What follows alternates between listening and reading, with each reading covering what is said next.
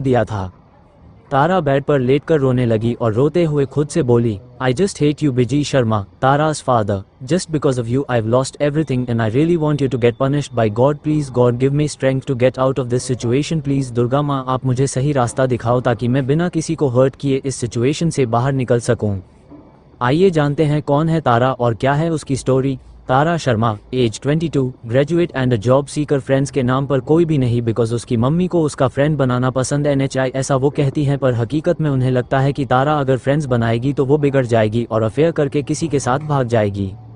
तारा की फैमिली में उसकी मम्मी बनीता शर्मा, भाई जो उससे एपिसोड OTE हैं सरमित और असरमित, पापा बीजी शर्मा जो कि अपने छोटे भाई की फैमिली और अपनी पहली पत्नी के बच्चों के साथ रहते हैं।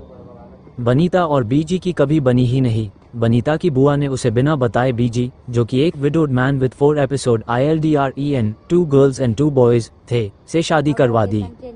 शादी के बाद जब बनीता बीजी के घर आई तो उनकी नंद ने उनकी लेट सोतन के चारों बच्चों को उनके सामने लाकर खड़ा कर दिया। बनीता कुछ सोच समझ पाती उसके पहले ही उनके पति और उनकी देवरानी के अफेयर का पता चल गया और वो अपनी शादी के दूसरे दिन ही मायके चली गई। वहां जाकर जब उन्होंने अपनी फैमिली से बीजी के अफेयर के बारे में बताया तो उनकी फैमिली ने उन्हें वापस NHI भेजा, पर बीजी के फादर ने अपने खानदान की इज्जत को बचाने के लिए बनीता को वापस लाने की कोशिश करने लगे। 3 साल के बाद बनीता अपने ससुराल आई। बीजी ने 1 साल तक बनीता का खूब ख्याल रखा और ऐसे प्रेजेंट किया जैसे अब वो मीना, बनीता की देवरानी, के साथ NHI हैं, पर उनकी यह हकीकत जल्दी ही सामने आ गई जब 1 साल के बाद तारा का जन्म हुआ।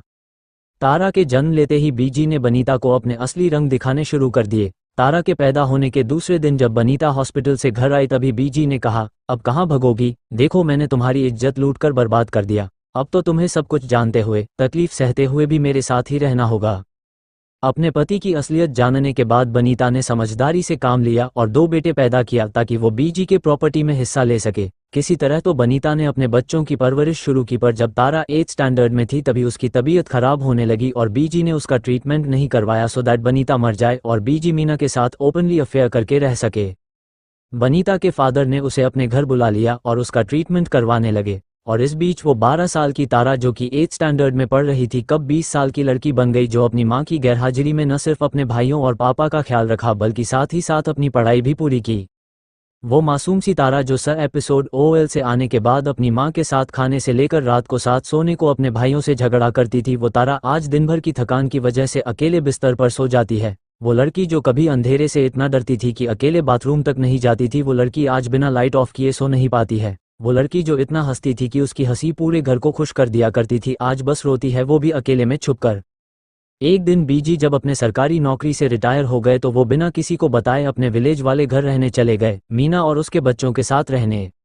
जब बनीता को ये बात पता चली तो वो वापस आ गई। अब बनीता ठीक हो चुकी है, पर कोई है जो अब ठीक नहीं है और वो है तारा। तारा का ग्रेजुएशन कंप्लीट हो गया है और वो जॉब करना चाहती है, पर बनीता को यह नहीं पसंद। वो तारा की शादी करवाना चाहती है सो थॉट वो बीजी से बदला ले सके। एक्चुअली बीजी ने अपनी प्रॉपर्टी में से 1 भी % बनीता या उसके बच्चों को NHI दिया और उसने तारा की शादी की रिस्पॉन्सिबिलिटी भी नहीं ली। सुमित नेवी की प्रिपरेशन कर रहा है और अमित BSF की, इस वजह से बनीता उन्हें तो जॉब के लिए नहीं कह सकती और उसकी हेल्थ कभी भी डाउन हो जाती है, इसलिए वो तारा की शादी करवाना चाहती है। एक्चुअली बीजी से तारा की शादी में पैसे खर्च करवा कर बनीता खुद को ये तसल्ली देना चाहती है कि उसने बीजी के इस घमंड को तोड़ दिया कि वो बनीता को 1 भी पैसे NHI देगा। बीजी को उसके पैसों से बहुत प्यार है और बनीता से उतनी ही नफरत, इसलिए वो बनीता को पैसे नहीं देना चाहता। उसने बनीता का ट्रीटमेंट NHI करवाया, उसे और उसके बच्चों को कभी कोई सुख सुविधा NHI दी और बनीता की फैमिली ने बनीता को बीजी के पैसों को देखकर ही शादी करवाया था। इसलिए बनीता को ऐसा लगता था कि अगर वो तारा की शादी में पैसे खर्च करवा लेती है तो वो बीजी से बदला ले सकेगी। तारा के ग्रेजुएशन कंप्लीट होने के बाद बनीता उसकी शादी करने का डिसीजन लेती है, पर तभी पता चलता है कि तारा मूल सतैसा, एक तरह का ग्रह प्रॉब्लम जिसमें एक मूल सतैसा वाली लड़की की शादी उसकी मूल सतैसा वाले लड़के से होगी, में है। तारा के ग्रेजुएशन कंप्लीट होने के 1 मंथ बाद ही मीरा जी अपनी फैमिली के साथ तारा का हाथ मांगने आती है और वो बताती है कि उन्हें उसी पंडित से तारा के बारे में पता चला जिनसे बनीता ने तारा की पत्रिका दिखाई थी। मीरा ने बताया कि उनका इकलौता बेटा अक्षत भी मूल में है। हालांकि आजकल ये ग्रह नक्षत्र कोई नहीं मानता, पर अक्षत को शादी के लिए मनाने के लिए यही सबसे बेहतर तरीका है। और इसी तरह आज वो तारा को मिलने आए और पहली ही मुलाकात में तारा को अपने बेटे के लिए पसंद कर लिया। तो ये थी तारा की थोड़ी सी जानकारी। पूरी जानकारी के लिए मैं ये स्टोरी लिखूंगी और आप लोग ये स्टोरी पढ़ेंगे। चलिए आते हैं हमारी स्टोरी पर। रात का समय, तारा अपनी फैमिली के साथ डिनर कर रही होती है जब बनीता उसे पूछती है, तुमने अपने पति को कॉल किया? तारा, नहीं, और अभी वो मेरा पति बना नहीं है तो बार बार उसे मेरा पति मत कहो। बनीता, ओ, लगता है ज़्यादा ही प्यार से पूछ लिया इसलिए तुम भाव खाने लगी। ज़्यादा बकवास न करो, समझी तुम? और हाँ, अक्षत ही तुम्हारा पति बनेगा, सो जितना जल्दी हो सके उसे और इस रिश्ते को अपडेट कर लो। आफ्टर डिनर जब तारा अपने बेड पर सोने जाती है तभी उसकी मम्मी का फ़ोन जो वो अपने पास लेकर सोती थी उस पर कॉल आता है। तारा थोड़ी सी नींद में होती है इसलिए वो कॉल रिसीव करके थोड़ी असहाय आवाज़ में कहती है, हेलो। दूसरी तरफ से किसी ने कहा, हेलो आइम। क्यों करती है तारा अपने पापा से नफरत? क्यों तारा नहीं करना चाहती यह शादी? कौन है जिसने तारा को कॉल किया है? Episode 2 first talk. तारा अपने बेड जो कि एक खाट है पर लेटी थी। दिन भर की भागदौड़ और घर के काम से थकाकर जब वो खाट पर लेटी तो नींद ने उसके सिर पर कब्जा करना तुरंत शुरू कर दिया। नींद पूरी तरह से उस पर हावी हो पाती कि तभी उसके सिरहाने रखा फ़ोन बज उठा। तारा ने कॉल रिसीव किया और नींद से भरी आवाज़ में कहा, हेलो। तारा अभी अभी नींद की आगोश में जा ही रही थी जिसकी वजह से उसकी वॉइस थोड़ी हैवी सी हो गई थी जो किसी को भी बहुत ज़्यादा सेंशुअल लग सकती थी। और यही हाल हुआ उस इंसान का जिसने तारा को कॉल किया है। थोड़ी देर तक जब सामने से कोई आवाज़ नहीं आई तो तारा ने फिर से पूछा, अरे यार कौन हो? बोलो ना। सामने से आवाज़ आई, मैं बोल रहा हूँ, अक्षत। जी हाँ, तो ये है हमारे हीरो अक्षत शर्मा जिनका रिश्ता तारा के लिए फिक्स हुआ है। अब मैं तारा के बारे में एक बात बता दूँ, तारा को सोने, खाने, नहाने और पढ़ने के टाइम डिस्टर्बेंस बिल्कुल भी नहीं पसंद। और यही वो रीजंस भी हैं जिनकी वजह से वो अक्सर या तो अपनी माँ से झगड़ा हो जाती है या तो उनसे पीट जाती है। और अब जब यहाँ हमारी तारा के अक्षत जी ने उन्हें कॉल किया है तो भी वो अपनी नींद से कोई बेईमानी नहीं करने वाली। सो एज यूजुअल उनका रिएक्शन, कौन अक्षत?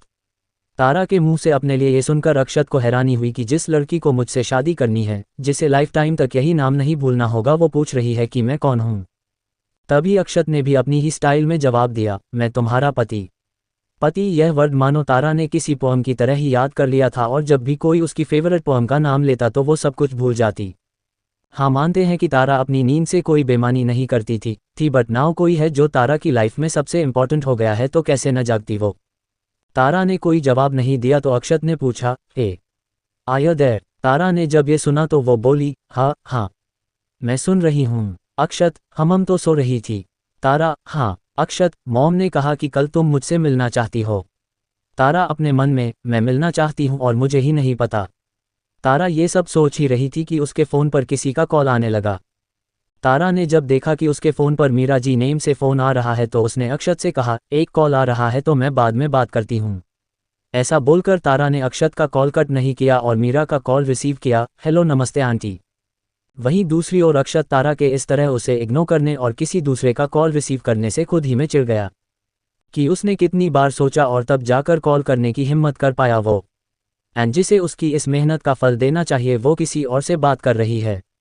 अक्षत ने कॉल कट नहीं किया और खुद ही में कहा, मैं भी तो देखूं कौन है वो जिससे बात करने के लिए इसने मुझे इग्नोर किया।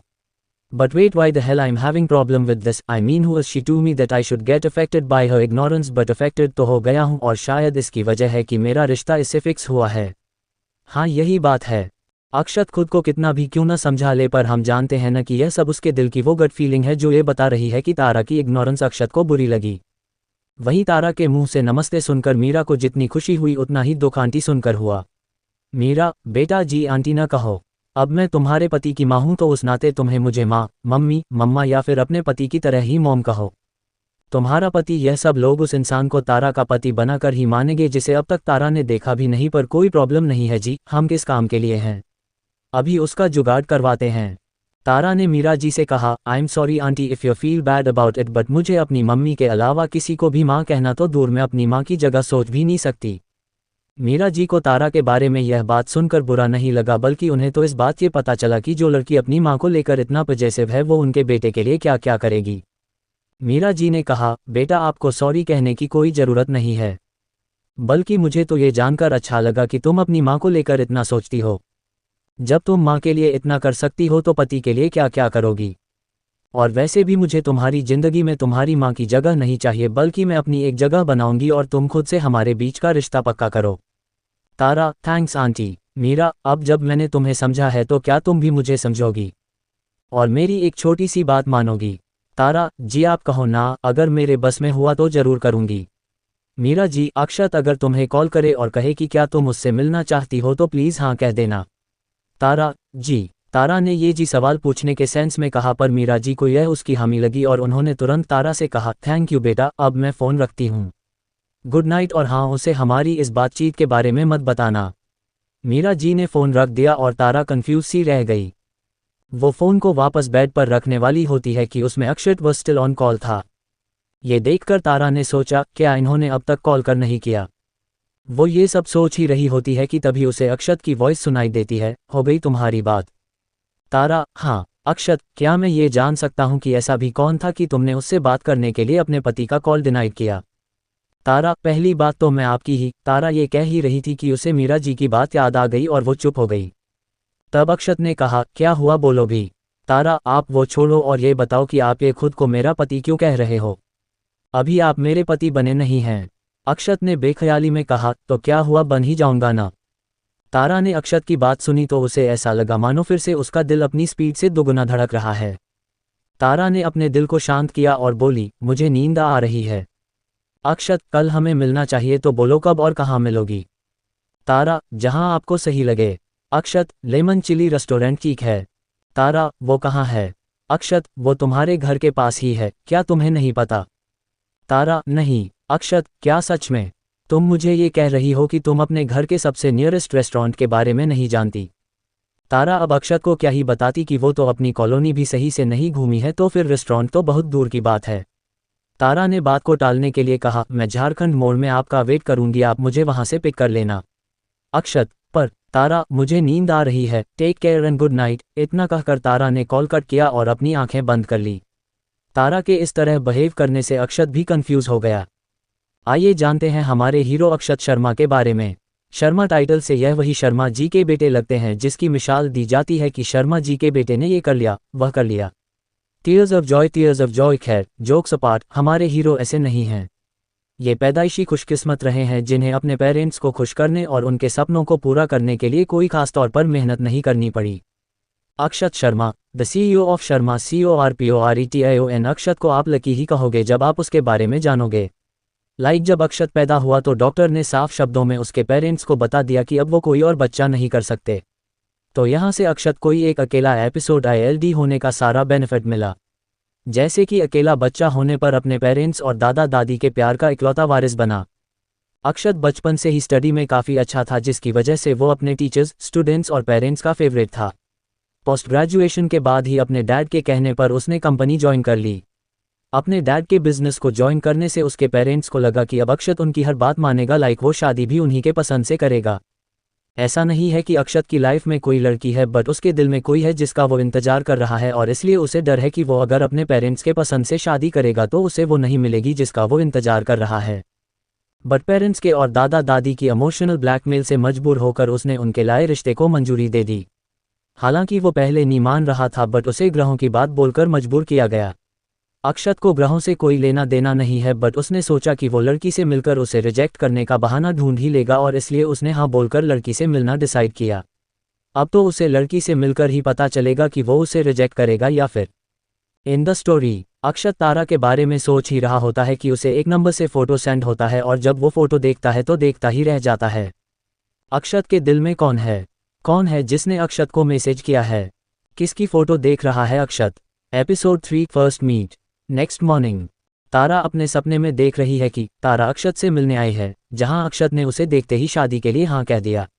अक्षत हाँ बोलने के जस्ट बाद उसे हक करता है और अपनी कार में ले जाकर किस करने लगता है। अक्षत अपने होठ तारा के मरूनी होठों पर रखने ही वाला होता है कि तारा को उसकी मम्मी आकर जगा देती है। बनीता, 10 बज गए हैं और इस लड़की की नींद पूरी नहीं हुई है। कहीं सोते हुए मार तो नहीं जाती जो इसे उठने में इतना वक्त लगता है। अपनी मम्मी की इतनी कड़वी बातें सुनकर तारा की सैड सी जिंदगी की एक और सुबह हुई। तारा ने अपना बेड अरेंज किया और फ्रेश होने चली गई। वापस आकर उसने घर क्लीन किया और नहाने चली गई। नहाकर उसने एक शॉर्ट्स और टी-शर्ट पहनी और ब्रेकफास्ट बनाने लगी।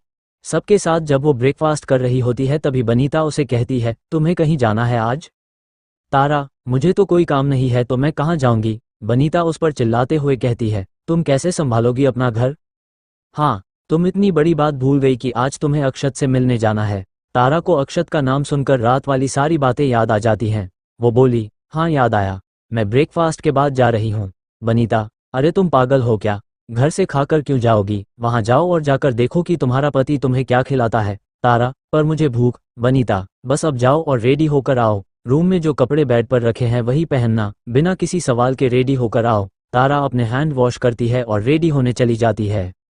रूम में आकर जब वो अपने लिए निकले कपड़े देखती है तो उसे मॉर्निंग देखा गया सपना याद आ जाता है जिसमें उसने यही ड्रेस पहनी हुई है और अक्षत उसे शादी के हाँ कर रहा है। अपना पूरा सपना याद आ जाने पर तारा खुद में ही सोचने लगी, बचपन से लेकर आज तक जब भी मॉर्निंग में कोई सपना देखा है वो सच हुआ है। अगर यह भी सच हुआ तो तारा ये सब सोच ही रही होती है कि तभी उसे लास्ट नाइट अक्षत की बातें याद आती हैं और मीरा जी की बात भी, जिसे सोचकर वो रिलैक्स होकर रेडी होती है और रेस्टोरेंट के लिए निकल जाती है। झारखंड मोड़ तारा अपने बताए एड्रेस पर ऑटो से आती है। वो कुछ सोचकर एक पेड़ से टिककर अक्षत का वेट करने लगती है। उसे आए हुए कुछ 5 मिनट ही हुए होंगे कि उसके सामने एक ब्लैक कार रुकी। तारा का ध्यान उस कार की तरफ नहीं था। उस कार से एक शख्स बाहर आया और एक झटके में तारा को कार के अंदर ले बैठा। तारा के लिए ये सब कुछ पलक झपकते ही हुआ कि अभी वो पेड़ से लगकर खड़ी थी और अब वो कार के पैसेंजर सीट पर बैठी है। खुद को एक कार में बैठा देखकर वो चौंक गई। अगले ही पल वो चिल्लाते हुए उस इंसान को बोली, कौन हो आप? मुझे ऐसे कार में क्यों बिठाया है और कहाँ ले जा रहे हैं? वो शख्स तारा को निहारने में इतना ज्यादा को गया थी, उसे तारा की जोर की आवाज ही उसके ख्यालों से बाहर लेकर आई। वो शख्स बोला, तुम मुझे नहीं जानती? तारा, नहीं। वो शख्स तारा को घूरते हुए कहता है, are you sure that you don't know me? Tara को उस अनजान इंसान को देखकर डर लग रहा था, इसलिए वो कार से बाहर आने लगी। तभी उस इंसान ने तारा का हाथ पकड़कर अपनी तरफ घुमाया और बोला, मैं हूँ अक्षत। जी हाँ, यह अक्षत ही था जो तारा के आने से पहले ही वहां आ गया था ताकि वो ये देख सके कि तारा वहां कैसे आती है और क्या करती है। उसे तारा को परखना था, इसलिए वो जल्दी आया सो दैट वो तारा को ऑन द स्पॉट पकड़ सके, पर उसकी प्लानिंग फेल हो गई जब उसने तारा को अकेले आते देखा, वो भी ऑटो से। तारा का कल उस तरह से कॉल कट करना अक्षत के मन में शक पैदा कर चुका था, जिसे दूर करने के लिए वो तारा से पहले आया था। पर यहाँ जब उसने तारा को देखा तो उसे उसकी सादगी भाने लगी और जब उसने तारा को पेड़ से लगकर खड़े होते देखा तो उसे बिल्कुल अच्छा एनएचआई लगा। अक्षत के मुंह से उसका नाम सुनकर तारा एक नज़र उसे देखती है जो उसे ही देख रहा था। अगले ही पल वो अपना हाथ अपने पर्स में डालकर कुछ ढूंढने लगी। थोड़ी देर की माशात के बाद उसे वो चीज़ मिली। उसे देखते हुए वो कभी अक्षत को देखती तो कभी उस चीज़ को। अक्षत उसके हाथ से वो चीज़ लेकर देखता है जो कि एक फोटोग्राफ थी और अक्षत की ही थी। जी हाँ, ये वही फोटो थी जो मीरा ने तारा को दिया था और तारा उसे देखना भूल गई थी, पर अभी आते हुए उस फोटो को साथ ले लिया सो दैट वो अक्षत को पहचान सके, क्योंकि कल उसका मूड बिल्कुल भी फोटो देखने का एनएचआई था और बाद में वो भूल गई। आज रेडी होने के टाइम उसे ये फोटो दिखी तो उसने साथ ले लिया कि वो अक्षत के आने से पहले ही ये देख लेगी, पर वो फिर भूल गई और फिर अक्षत ही आ गया। अक्षत ने जब वो फोटो देखी तो वो बोला, डोंट टेल मी कि तुमने कल से यह फोटो एनएचआई देखी। तारा, वो अक्षत, वेयर इज योर फोन? मैं कब से कॉल कर रहा हूँ, रिसीव क्यों नहीं कर रही? Tara, I don't have phone now. Akshat, कल जिस पर बात हुई वो? तारा, वो मेरा एनएचआई मम्मी का फ़ोन है जिसे मैं लेकर नहीं आई। अक्षत, ओके तो अपना फ़ोन लाई हो ना, मुझे इससे कॉल कर सकती थी ना, एटलीस्ट मैं इतना वरीड नहीं होता। तारा कोई जवाब एनएचआई दे रही थी, ये देखकर अक्षत बोला, तुम्हारे पास फ़ोन है ना? अक्षत का सवाल सुनकर तारा उसे एक नज़र देखती है और फिर अपना सिर नीचे झुका लेती है। एपिसोड 4 कॉटशप। तारा की तरफ से कोई जवाब न पाकर अक्षत तारा को रेस्टोरेंट लेकर आता है। रेस्टोरेंट में अक्षत एक काम प्लेस वाली जगह देखकर टेबल लेता है और तारा के साथ वहां बैठ जाता है। एक वेटर उनके पास आता है और पूछता है, what would you like to have sir and ma'am? Tara और अक्षत एक साथ ही बोल पड़ते हैं, 1 glass fresh mango juice and 1 plate idli. एक दूसरे की बात का एक ही होना उन्हें एक दूसरे को देखने पर मजबूर कर जाता है। वो फिर से एक साथ बोल पड़े, तुम्हें भी, आपको भी। वेटर उन दोनों से पूछता है, सर मैं कितना का ऑर्डर करूं? अक्षत, 2 glass mango juice and 2 plates idli. Waiter उनका ऑर्डर लेकर चला जाता है। अक्षत, तुम्हें भी मैंगो जूस पसंद है? तारा, हाँ, और मैं घर से ब्रेकफास्ट नहीं करके आई इसलिए मैंने इडली का भी ऑर्डर दिया। अक्षत, क्यों ब्रेकफास्ट नहीं किया तुमने? इतना टाइम तो था। तारा, वो मम्मी बोली कि मैं आपके साथ यहीं पर ब्रेकफास्ट करूं। अक्षत, हम दोनों की मदर्स एक दूसरे से बहुत ज़्यादा ही मैच करती है। मेरी मॉम ने भी मुझे यही कहा जब मैं यहाँ आ रहा था। ऐसा लगता है उन लोगों ने काफ़ी अच्छे से प्लान करके हमें यहाँ भेजा है। तारा, मे बी। थोड़ी देर में वेटर उनका ऑर्डर लेकर आता है। दोनों इडली के पीस खाते हुए बात शुरू करते हैं। अक्षत, जैसा कि हमारी अरेंज मैरिज हो रही है और हमारे पेरेंट्स को हम दोनों ही पसंद आ चुके हैं तो हम दोनों को भी बात करनी चाहिए सो दैट हमारे बीच बातें क्लियर रहे। तारा, मेरे बारे में बताने के लिए कुछ खास नहीं है। मेरा नाम, मेरी क्वालिफिकेशंस और फैमिली बैकग्राउंड लाइक मेरी फैमिली में कौन कौन है सब तो आपको बताया ही गया होगा, तो मैं क्या बोलूं यह मुझे समझ नहीं आ रहा है। अक्षत, ये सब वो बातें हैं जो दूसरों ने तुम्हारे बारे में बताया है। मुझे वो बताओ जो सिर्फ तुम जानती हो। तारा, मैं। अक्षत, हाँ। तारा, मैं क्या बताऊं? अक्षत, सबसे इंपॉर्टेंट क्वेश्चंस का ही जवाब दे दो। Tara, I am very clear about myself so ask me whatever you want. Akshat, graduation के बाद कुछ किया क्यों नहीं? तारा, मुझे आगे पढ़ने का मन नहीं किया। अक्षत, कोई लाइफ एम तो होगा। तारा, एम तो बहुत थे पर मेरी फर्स्ट एंड इम्पॉर्टेंट प्रायोरिटी मेरी मम्मी थी इसलिए सबको साइड कर सिर्फ मम्मी पर फोकस किया। अक्षत, मॉम ने बताया था कि तुम्हारी मॉम। तारा अक्षत की बात को बीच में ही काट कर बोली, that is old things and now mummy is very fine and I don't want to talk about past incidents. Akshat, तो अब तुम क्या करना चाहती हो? तारा, मेरी जिंदगी मेरी मम्मी से शुरू होकर उस पर ही खत्म हो जाती है। जब से पैदा हुई तब से लेकर आज तक उन्होंने ही मेरे लिए हर छोटा बड़ा डिसीजन लिया है जिसे मैंने बिना किसी झिझक और सवाल के माना है। अब उन्होंने मेरी शादी का डिसीजन लिया है और वो मेरा घर बसता हुआ देखना चाहती है तो अब मैं उनकी बात मानकर शादी करूंगी। अक्षत, बिना ये जाने समझे कि जिससे तुम्हारी शादी हो रही है वो तुम्हारे लिए सही है या नहीं। तारा, आज तक मम्मी ने जो भी डिसीजन लिया है वो सही हुआ है और मुझे उन पर यकीन है कि यह भी सही होगा। अक्षत, तुम ये शादी क्यों कर रही हो? तारा, क्योंकि मम्मी ने कहा है। अक्षत, और अगर वो कहेगी यह शादी न करो तो? तारा, नहीं करूंगी। अक्षत, अगर शादी के बाद उन्होंने तुम्हें मुझसे अलग होने को कहा तो? तारा, सबसे लड़कर, सबको छोड़कर, सब कुछ गंवाकर, सबको खोकर भी आपके साथ रहूंगी। आपको कभी नहीं छोड़ूंगी, चाहे मुझे मम्मी को क्यों न छोड़ना पड़े अपने मन में, क्योंकि मुझे अपने बाप की तरह नहीं बनना है। तारा की बात सुनकर अक्षत एक पल के लिए उसके शब्दों में को गया पर फिर उसने कहा, पर तुम तो अपनी मम्मी की कोई बात नहीं टालती तो फिर यह डिसीजन कैसे ले सकोगी? तारा, किसने कहा कि मैं उनकी बात एनेचाई मानूंगी?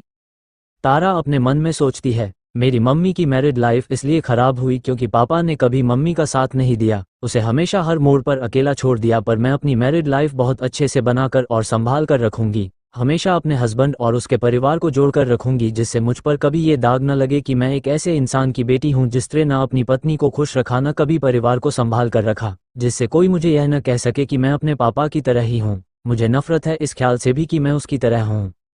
अक्षत ने तारा से पूछा, मतलब मैं कुछ समझा नहीं। तारा, अगर कभी ऐसा वक्त आया कि मुझे आपको यानी कि अपने पति को अपनी मम्मी के वजह से छोड़ना पड़े तो मैं मम्मी को छोड़ूंगी, आपको नहीं। और मेरे इस डिसीजन से मम्मी को हर्ट नहीं बल्कि खुशी होगी, क्योंकि दुनिया कोई भी माँ अपनी बेटी का घर उजड़ते हुए नहीं देख सकती। अक्षत, ओ।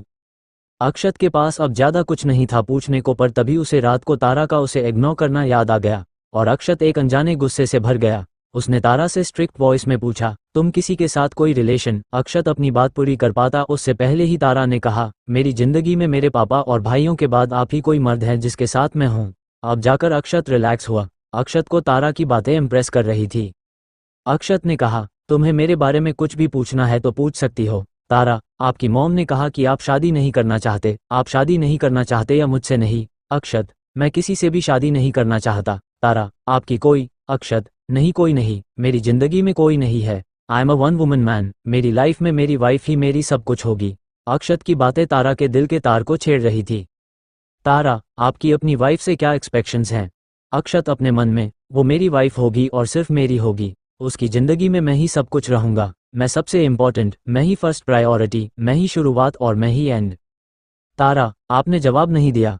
अक्षत, पहले तुम बताओ तुम अपने हस्बैंड से क्या एक्सपेक्ट करती हो? तारा कुछ बोलने ही वाली होती है कि अक्षत कहता है, ओ तुम तो यही कहोगी कि जो तुम्हारी तरह ही तुम्हारी मम्मी की बातें माने। तारा अपने मन में, नहीं मैं ऐसा नहीं चाहती। मैं अपने लिव एपिसोड 8 से रिस्पेक्ट, लोस, केयर, सपोर्टी और सबसे इम्पोर्टेंट लॉयल्टी चाहती हूँ। अक्षत, पर मैं अपनी लिव एपिसोड 8 से एक स्पेशल एक्सपेक्शंस रखता हूँ जो तुम मम्माज गर्ल से पूरी नहीं होगी, because I want her to be only mine forever and ever. Tara Akshat की बातें सुनकर समझ जाती है कि अक्षत एक बहुत पजेसिव और जुनूनी इंसान है जिसे अपनी पत्नी पर सिर्फ अपना हक चाहिए। तारा को एक अनजाना सा डर लगता है कि क्या हो अगर वो इसकी वाइफ बन गई तो? एक तरफ अक्षत उसे हमेशा अपने पास ही रखेगा और दूसरी तरफ उसकी मम्मी भी उस पर अपनी जिम्मेदारियां थोपती रहेगी। ऐसे में तारा कैसे निभाएगी दोनों रिश्तों को? तारा अपने मन में, मैंने अपनी लाइफ में जो भी शुरू किया वो पूरा कंप्लीट किया है और एंड तक उसके साथ रही हूँ, फिर चाहे वो कोई रिश्ता हो या मेरी स्टडीज़। मेरी मम्मी जिनसे मैं बचपन से ही इतना अटैच थी कि उनके बिना एक पल भी नहीं रह सकती थी, and one day she gone left me alone.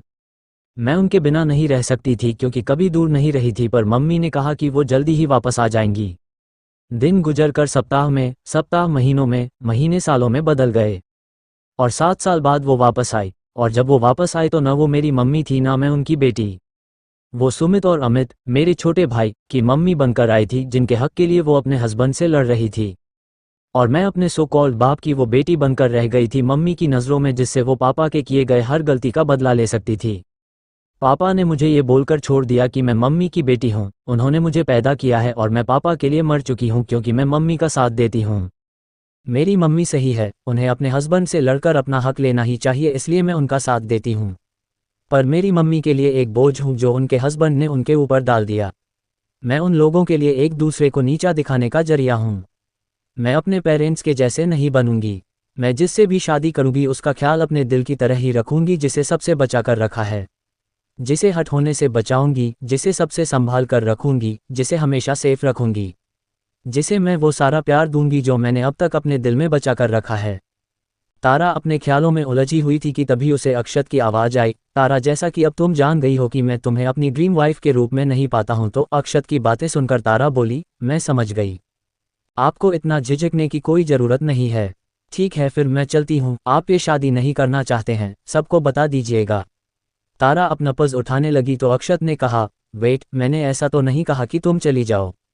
तारा, अब जब हमें शादी नहीं करनी है तो बात करने का या फिर यहाँ बैठकर एक दूसरे का टाइम वेस्ट करने का कोई मतलब नहीं है। Akshat, listen to me at least. Tara chair पर वापस बैठ जाती है।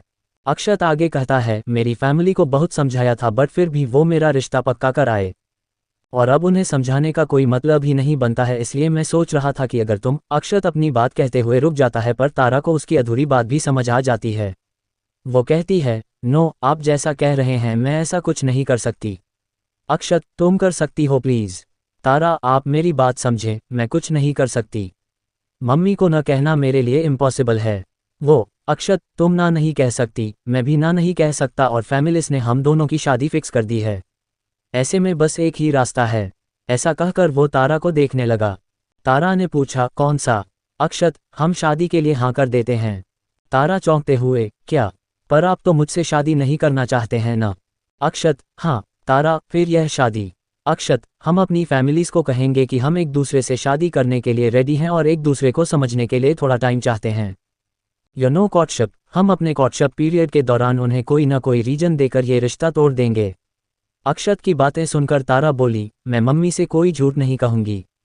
अक्षत, तो मत कहो, और वैसे भी उन्हें तुम्हारी मर्जी से कोई लेना देना नहीं है। वो मेरी मर्जी जानना चाहती हैं। And I am ready for marriage, तुम बस मेरा साथ देने के लिए रेडी रहो। तारा, अगर मैं न रहूं तो? अगर मैं आपका साथ न दूं तो? Akshat, then get ready to marry me. Tara, आप? अक्षत, तुमसे मिलने से पहले ही मुझे पता था कि तुम शादी नहीं करना चाहती, क्योंकि तुम्हें डर कि तुम्हारी शादी भी कहीं तुम्हारे पेरेंट्स की तरह ना हो जाए, कहीं तुम्हारे पापा के जैसा ही एक बुरा इंसान पति के रूप में ना मिले, इसलिए तुम शादी से डरती हो किसी भी रिश्ते से। अक्षत की बात सुनकर तारा शॉक्ड थी कि ये सब उसे कैसे पता चला। अक्षत आगे बोला, तुम्हारा कल रात मुझसे वैसे बात करना, आज सामने से मिलने पर भी न पहचान पाना, मुझे लेकर कोई इंटरेस्ट ना दिखाना, मेरी बातों को सही साबित करता है। तुम अगर मेरी बात मानोगी तो हम दोनों इससे बाहर आएंगे, नहीं तो तुम अपने डर के सच होने का इंतजार करना। अक्षत की बात सुनकर तारा कहती है, आई एम रेडी, मुझे क्या करना होगा? Akshat, nothing, just pretending as we are meeting episode other to get to know about ourselves. कुछ दिन तक ये ड्रामा करते हैं, फिर तुम अपने रास्ते और मैं अपने। तारा, ठीक है। Akshat, now give me your phone number. Tara, कल बात हुई थी, वो नंबर तो है न? अक्षत, नहीं, वो तुम्हारी मम्मी का नंबर है, मुझे तुम्हारा पर्सनल नंबर चाहिए जिससे कि हम दोनों बिना किसी टेंशन के बातें कर सके, यू नो ना, ऐसे सिचुएशन में हम सिर्फ एक दूसरे पर भरोसा कर सकते हैं। तारा, मेरा फ़ोन बंद है, मुझे ज़्यादा ज़रूरत नहीं होती थी इसलिए उसे बंद कर दिया था। अक्षत, तुम चलो मेरे साथ, मैं तुम्हें एक फ़ोन दिलाता हूँ जिससे हम दोनों बात कर पाएंगे। तारा, नहीं, उसकी कोई ज़रूरत नहीं है, मैं अपना फ़ोन चालू कर लूँगी और आपको नंबर भी दे दूँगी। अक्षत, ठीक है, कल सुबह तक ये कर लेना, नहीं तो मैं तुम्हारे घर पर भेज दूँगा। तारा, नहीं, उसकी ज़रूरत नहीं होगी। अक्षत, ठीक है फिर तो चलो मैं तुम्हें घर छोड़ दूं। तारा, नहीं, मैं जैसे आई थी वैसे ही चली जाऊंगी। वेटर बिल लेकर आता है तो अक्षत दोनों का बिल देता है, जिसे देखकर तारा अपने पर्स से पैसे निकाल कर देते हुए कहती है, मैं अपने पैसे खुद दूंगी। Akshat, it's not a big deal if I am paying the bill. Tara, it is, because आप मेरे कोई भी नहीं हो और मम्मी कहती है कि अनजान इंसान से कुछ नहीं लेना चाहिए। तारा अपने पैसे टेबल पर रख कर चली जाती है, पर उसकी बातें अक्षत को अच्छी नहीं लगती। उसे ऐसा लगता है कि तारा अपने ऊपर उसे कोई हक नहीं दे रही है, जो कि सही है, पर फिर भी अक्षत को बुरा लग रहा था। तभी वेटर ने पैसे उठाते हुए कहा, सर सॉरी चाहता हूँ, but I really appreciate, I mean मैंने अपनी इतने दिनों की सर्विस ऐसा पहली बार देखा है जहाँ एक गर्लफ्रेंड अपने बॉयफ्रेंड के साथ होने पर भी अपना बिल खुद दे रही है। वेटर अपनी बात कहकर चला जाता है। अक्षत उस वेटर की बात को सोचता है। तारा एज हिज गर्लफ्रेंड अक्षत को बात बहुत ज़्यादा ही अच्छी लग रही थी। तभी उसे याद आया कि तारा वहाँ से जा चुकी है। वो भागकर तारा के पीछे गया। बाहर आकर देखा तो वो ऑटो का वेट कर रही थी। अक्षत उसके पास अपनी कार लेकर आया और बोला, एटलीस्ट मोड़ तक तो चलो। तारा उसे देखती है और फिर वो कार में बैठ जाती है। एपिसोड 5, शादी की डेट फिक्स होना। अक्षत तारा को मोड़ तक अपनी कार में ले जा रहा होता है। उसे तारा से बात करनी थी पर वो चुप थी। तभी अक्षत ने पूछा, तुमने अपना फ़ोन बंद क्यों किया था? आई मीन तुम्हें ज़रूरत नहीं होती होगी ना फ़ोन की, तो कैसे मैनेज करती हो?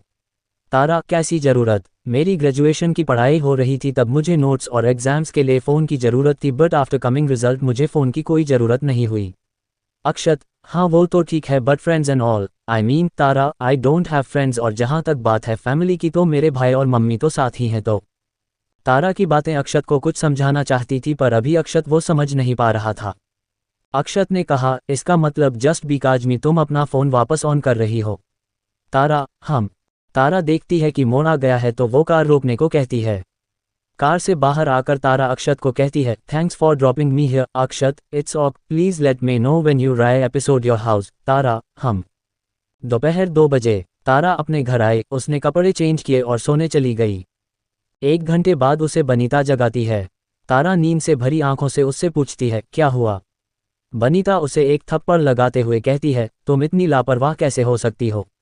अक्षत ने तुमसे कहा था ना कि घर पहुंचकर उसे इन्फॉर्म करना, तो क्यों नहीं किया? तारा को याद आया कि वो अक्षत को अपने घर आने की बात बताना ही भूल गई। बनीता ने कहा, तुम्हारी इस बेवकूफ़ी की वजह से पता है क्या बोल रहा है वो? तारा, क्या? बनीता, यही कि जो लड़की इतनी सी बात को लेकर इतनी लापरवाह है, वो इतने बड़े फैमिली और इस रिश्ते को कैसे संभालेगी? तारा को ये सब सुनकर बहुत बुरा लगा। बनीता ने उसे फ़ोन देते हुए कहा, चलो अब फ़ोन करके कोई बहाना बना दो कि क्यों भूल गई थी, और सॉरी भी कह देना। इतना कहकर बनीता चली गई। तारा ने अक्षत के नंबर पर कॉल किया। उधर से कॉल रिसीव हुआ और किसी लड़की की आवाज़ आई, बॉस अभी एक मीटिंग में है, अगर कोई इंपॉर्टेंट वर्क है तो मैं उन्हें फ़ोन दे सकती हूँ। Tara, no I am not important one. इतना कहकर तारा ने कॉल कट किया।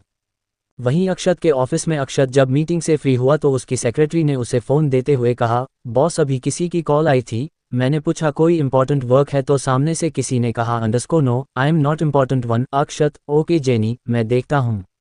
तुम लंच ऑर्डर करो। Jenny, okay boss. जेनी के जाने के बाद अक्षत ने फ़ोन चेक किया तो तारा की मम्मी का नंबर नजर आया, जिसे अक्षत ने अब तक सेव नहीं किया था। अक्षत ने अपना कोट सोफे पर रखा और तारा को कॉल किया। एक ही रिंग पर उधर से किसी ने कॉल रिसीव कर लिया। अक्षत, हेलो। उधर से तारा जिसने कॉल रिसीव किया था बोली, सॉरी मैं भूल गई थी आपको इन्फॉर्म करना। तारा की वॉइस सोकर उठने और बनीता के थप्पड़ मारने से बहुत ज़्यादा लो थी, जिसे सुनकर अक्षत को ऐसा लगा जैसे उसके सीने कुछ चुभने लगा। अक्षत ने अपनी वॉइस में नरमियत लाते हुए पूछा, क्या हुआ, तबीयत सही नहीं है क्या? तारा को अक्षत बात सुनकर शॉक लगा। उसे लगा था कि अक्षत उस पर गुस्सा होगा, पर यहाँ तो वो उसकी कह कर रहा है जो आज तक किसी ने नहीं की। तारा, मैं ठीक हूँ, बस आपसे मिलकर आने के बाद थोड़ी थक गई थी इसलिए सो गई और आपको कॉल करना भूल गई। अक्षत, तब तो बिल्कुल सही डांटा मैंने तुम्हें, तुम्हारी मम्मी के सामने। How could you be so careless, मेरी सांस अटक गई थी जब तुमने कॉल नहीं किया था। तारा, सॉरी अक्षत, वैसे तुम्हारी मम्मी के सामने मेरी इमेज तो खराब हुई होगी ना कि मैं उनकी बेटी को ऐसे डांट रहा हूँ। तारा, नहीं, उन्हें भी आपकी तरह मेरी ही गलती लगती है, इसलिए उन्होंने मुझे थप्पा। तारा अपनी बात कहते हुए चुप हो गई, पर अक्षत समझ गया। उसने तारा से पूछा, तुम्हारी मम्मी ने तुम्हें मारा? तारा, मैंने अपना फ़ोन देखा, वो ज़्यादा ख़राब नहीं है, मुझे बस सिम वालों को कॉल करना होगा जो मैं आज शाम को कर दूंगी। मैं नंबर बोलती हूँ, आप सेव कर लो। अक्षत समझ गया कि तारा उसके सवाल का जवाब नहीं देना चाहती, इसलिए उस बात को अवॉइड कर रही है। अक्षत को भी लगा कि शायद वो थोड़ा ज़्यादा पर्सनल हो गया, पर फिर भी उसके दिल में ये बात लग रही थी कि उसकी वजह से तारा को थप्पड़ पड़ा। तारा ने कहा, मैं नंबर बोलूं? अक्षत, हाँ। तारा, 766 तारांकन। अक्षत, सेव कर लिया मैंने। तारा, ठीक है, और हाँ अब आप मम्मी के नंबर पर मुझसे बात मत करना। अक्षत, हाँ। तारा, ओके देन। अक्षत, बिजी हो क्या? तारा, नहीं। अक्षत, क्या कर रही हो? तारा, कुछ नहीं, बस बैठी हूँ। आप शायद बिजी हो। अक्षत, नहीं बिजी हूँ, नहीं बिजी था, अभी जस्ट फ्री हुआ तो जेनी ने बताया कि मुझे कॉल आई है तो अब तुमसे बात कर रहा हूँ। तारा, जेनी? अक्षत, हाँ मेरी सेक्रेटरी जेनी डिसूजा।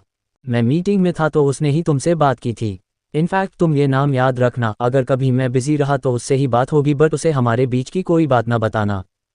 तारा, अगर कुछ अर्जेंट हुआ तो भी नहीं। अक्षत, नहीं, क्योंकि मुझसे पहले वो डैड की सेक्रेटरी थी और मुझसे ज़्यादा उनकी लॉयल है। सो तारा, आई गॉट इट, वो हमारे बीच की बातें जानने के बाद आपके पेरेंट्स को बता सकती है जो आप नहीं चाहते। अक्षत, नॉट बैड, कितने कम टाइम में मुझे समझने लगी हो, कहीं तुम्हारी इन्हीं आदतों से मुझे प्यार ना हो जाए और मैं तुमसे शादी ना कर बैठूं। इतना कहकर अक्षत एक सेटिस्फैक्शन वाली हंसी हंसने लगता है। तारा अक्षत की बातें सुनकर एक पल को कुछ उम्मीद लगाने लगती है, पर तभी उसे अक्षत की हंसी सुनाई दी, जिसे सुनकर उसके चेहरे पर एक जुटी हंसी छा गई। इस हंसी का मतलब था कि तारा को अपनी बेवकूफ़ी पर हंसी आ रही थी कि वो सब सच जानते हुए भी कैसे कोई उम्मीद लगा सकती है। तारा, तो अब क्या कर रहे हैं आप? ऑफिस में ही है। अक्षत, हाँ। तारा, लंच किया आपने? तारा का सवाल सुनकर अक्षत को बहुत ही अच्छा महसूस हो रहा था, और इसकी वजह ये थी मीरा जी के बाद आज किसी ने उसके खाने को लेकर सवाल किया था।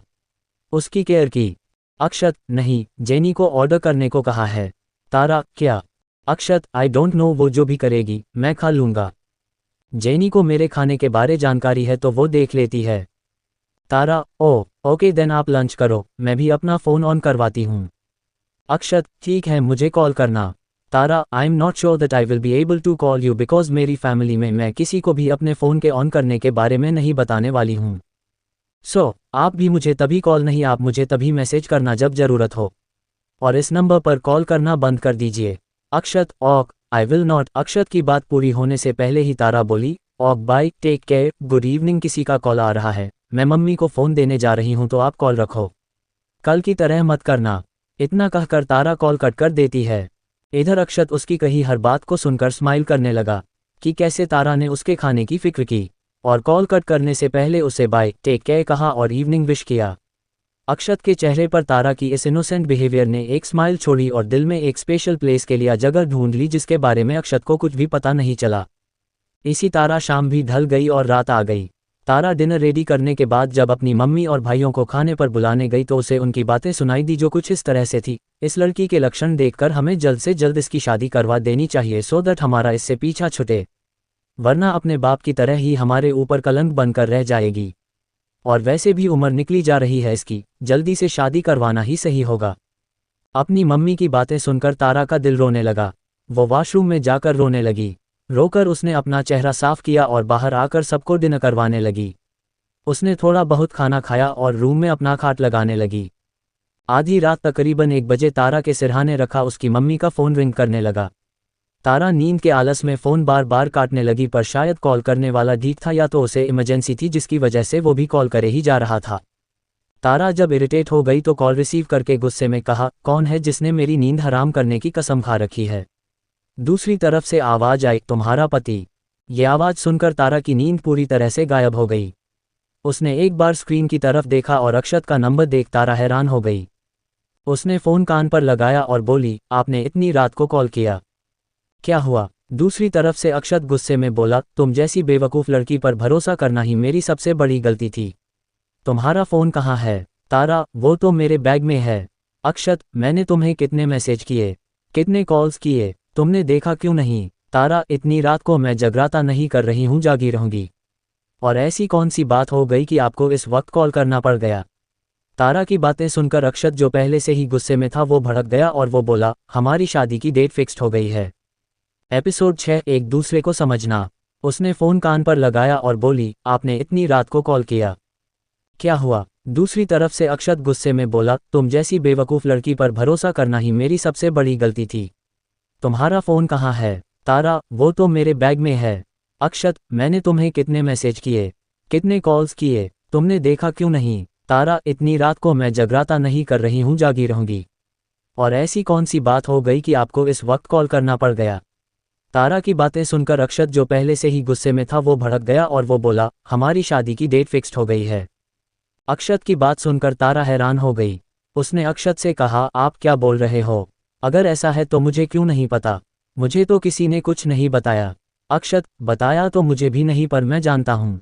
तारा, अच्छा, तो क्या आपको भी मेरी तरह सपना आया था कि हमारी शादी हो रही है? अक्षत, क्या मतलब? तारा को रियलाइज हुआ कि वो क्या बोल रही है, तो वो चुप हो गई।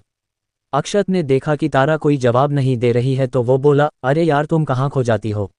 बोलो भी, सो गई क्या? तारा, नहीं, मैं सुन रही हूँ, बोलिए ना। अक्षत, क्या बोलूँ? तुम बोलो, तुमने अभी कहा ना कि तुम्हें सपना आया था। तारा, अरे वो छोड़िए और मेरी बात सुनिए। आपको किसी ने नहीं कहा कि हमारी शादी की डेट फिक्स हो गई है? मुझसे भी किसी ने नहीं कहा है, तो आप सपने में ये सब देखकर मेरी नींद खराब कर रहे हैं।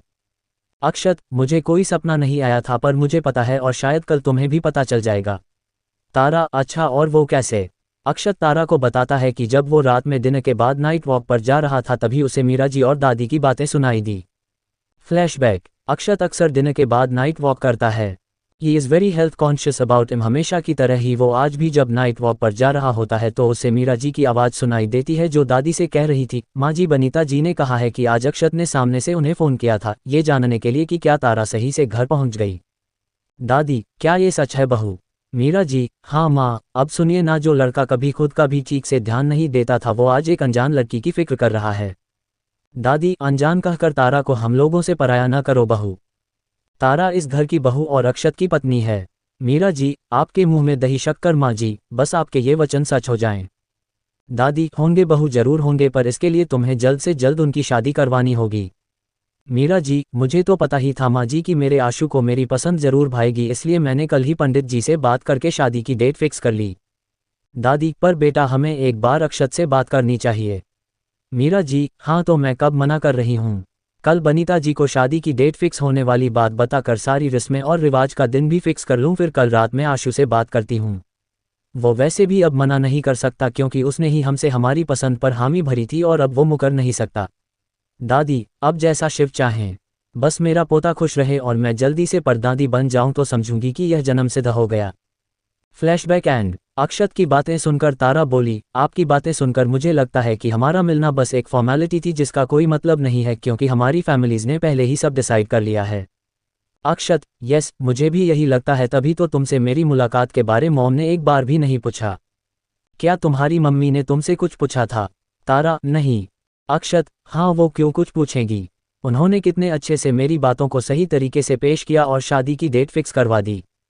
तारा चिढ़ते हुए पूछती है, wait, are you blaming my mummy for this? Akshat, of course I am doing. Tara, तो मैं भी आपकी जानकारी के लिए बता दूं कि हमारी शादी कल ही फिक्स हो गई थी जब हमारी फैमिलीज मिली थी। हम दोनों को मिलने देना ये बस एक फॉर्मेलिटी थी जिसे आप समझ नहीं पाए। अक्षत ने जोर से कहा, तो तुम कहना चाहती हो कि मेरी फैमिली ने मुझे बेवकूफ़ बनाया? तारा, आपको अब भी शक है? अक्षत, अच्छा, तो अगर ऐसा है तो तुम भी बेवकूफ़ हो। तारा, नो, आई एम नॉट, मुझे पहले से ही पता था कि मेरा आपसे मिलना बस एक फॉर्मेलिटी है। अक्षत, तो तुमने भी सबके साथ मिलकर मेरा और मेरी फीलिंग्स का मजाक उड़ाया। तारा को अक्षत की आवाज़ में एक उदासी महसूस हुई जिसने तारा को भी बेचैन और उदास कर दिया। तारा ने फ़ोन हाथ में लिया और रूम से बाहर आ गई, क्योंकि उस रूम में अमित और बनीता भी सो रहे थे। रूम से बाहर आकर तारा अक्षत से बोली, I am sorry if you hurt because of me, but मेरी ऐसी कोई इंटेंशन नहीं थी। जब मैं आपसे मिली थी तभी आपको बता दिया था कि मम्मी जो भी डिसाइड करेगी मैं वही करूँगी, इसलिए मैं सोची कि ये शादी होगी। बट जब आपने अपनी बातें मुझे बताई तो मुझे लगा कि शायद यह नहीं होगा, और अगर मैं आपको हर्ट करना चाहती तो कॉर्टशिप वाली बात कभी न मानती। अक्षत, आई एम सॉरी, मैं थोड़ा ओवर रिएक्ट कर दिया। Tara, that's okay, but now tell me, आप ठीक हो? अक्षत, तुम्हें क्या लगता है? तारा, आप ठीक नहीं हो और मुझे ऐसे अच्छा नहीं लग रहा कि कोई मेरी वजह से परेशान है, इसलिए मुझे लगता है कि आपको अपनी फैमिली से जाकर बात करनी चाहिए। अक्षत, नहीं, मैं ऐसा नहीं कर सकता, तुम नहीं जानती, वो लोग नहीं समझेंगे। अक्षत अपने आप से, अगर वो मुझे समझ पाते तो आज ये हालत नहीं होते। तारा, तो अब आप क्या करोगे? कॉर्टशिप पीरियड के लिए हमें टाइम चाहिए होगा जो हमारे पास नहीं है। अक्षत, हम एक काम कर सकते हैं कि तुम जाकर उनसे। तारा, सॉरी बट मैं कुछ भी नहीं करूंगी क्योंकि कोई भरोसा ही नहीं करेगा। Specially my mummy, she knows that way episode kind of person I am. Akshat, वैसे तो भरोसा मुझे भी नहीं होगा but we have only this reason to stop this marriage. Tara, आपको मुझ पर विश्वास है? अक्षत, हाँ बिल्कुल है। किसी को परखने के लिए एक पल ही काफ़ी होता है और हमारे बीच वो पल आकर चला गया जिसमें मैंने तुम्हें परख कर समझ लिया कि तुम कभी कोई ऐसा काम नहीं करोगी जिससे तुम्हारी मम्मी को हर्ट हो। अक्षत की बात सुनकर तारा को बहुत अच्छा महसूस होता है क्योंकि उसकी 22 साल की जिंदगी में आज पहली बार किसी ने उसे समझा है, एक्चुअली सही समझा है। अक्षत तारा से पहली मुलाकात में ही इम्प्रेस हो गया था और फिर उसकी अपनी मम्मी को लेकर इतना प्योर एंड इनोसेंट डेडिकेशन अक्षत को भा गया था। वो इतना तो समझ गया था कि तारा एक ऐसी लड़की है जो किसी को भी हर्ट नहीं कर सकती, जो किसी को भी तकलीफ से बचाने के लिए खुद को हर्ट कर सकती है। तभी तो अक्षत को तकलीफ में देखकर वो उसके झूठ में शामिल होने को तैयार हो गई। वो अक्षत के कहने पर अगर यह झूठ कह भी देगी कि वो किसी को चाहती और इसलिए ये शादी नहीं करना चाहती तो कोई बिलीव नहीं करेगा, स्पेशली बनीता। बनीता ने उसे कभी वो मौका ही नहीं दिया कि वो ऐसा कुछ कर सके। उसने तारा को स्टडीज़ के अलावा किसी भी बात की कोई परमिशन या छूट नहीं दी, यहाँ तक कि तारा को फ्रेंड्स बनाने तक का भी कोई राइट नहीं दिया। अगर कभी तारा के साथ कोई लड़की फ्रेंडशिप करने की कोशिश भी करती तो बनीता तारा के सामने उस लड़की के बारे में इतना बुरा भला कहने लगती कि तारा को उससे दूर होना ही पड़ता। क्योंकि तारा खुद की वजह से कभी किसी को हर्ट नहीं होते देख सकती, इसलिए वो खुद को उनसे दूर हो जाती थी। तारा, अब तो मुझे बस एक ही रास्ता नजर आ रहा है। अक्षत, क्या? तारा, आप अपनी फैमिली से कह दो कि मैं आपको पसंद नहीं आई। अक्षत, और मैं ये झूठ क्यों बोलूं जबकि तुम तो मुझे पहली नज़र पसंद आ गई थी।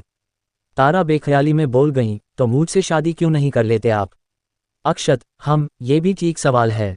मैं तुम्हें पसंद करता हूँ by person, not is my wife और लाइफ एपिसोड। तुम जिसकी जिंदगी में जाओगी वो दुनिया का सबसे खुशनसीब इंसान होगा, पर शायद वो मैं नहीं हूँ। तारा, तो ठीक है फिर आप अब मुझसे कोई उम्मीद मत रखिएगा क्योंकि मैं मम्मी के अगेंस्ट नहीं जा पाऊंगी। अक्षत, अरे यार ये तुम क्या कह रही हो? मेरी सारी उम्मीदें तो तुमसे ही हैं। Please don't leave me alone. Tara, अच्छा तो अब आप क्या करोगे? अक्षत, मैं कल तक कुछ भी कर लूँगा पर तब तक प्लीज़ मेरा साथ देना। तारा, ठीक है पर कल के बाद मैं आपकी कोई मदद नहीं कर पाऊंगी और आप भी मुझे फोर्स मत करना। अक्षत, ओक फाइन। तारा, ठीक है फिर टेंशन मत लीजिए और आराम से जाकर सो जाएं। Bye, good night and take care. Akshat, good night, take care your to.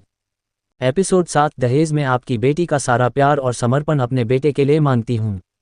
अक्षत से बात करने के बाद तारा रूम में चली जाती है, पर इतनी देर तक जगे रहने की वजह से उसे अब नींद नहीं आ रही थी, इसलिए वो फ़ोन में गाने सुनने लगी। वो एक गाना सुन रही थी कि तभी उसे अक्षत का ख्याल आ गया और वो मुस्करा उठी।